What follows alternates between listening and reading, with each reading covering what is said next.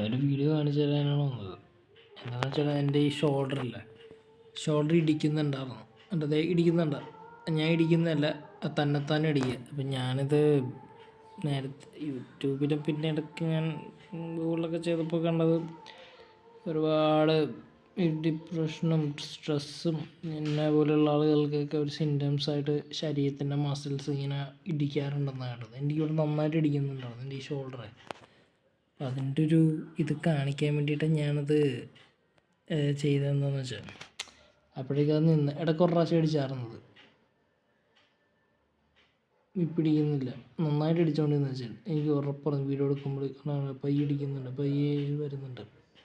എൻ്റെ തുട വരും, ബാക്ക് വരും.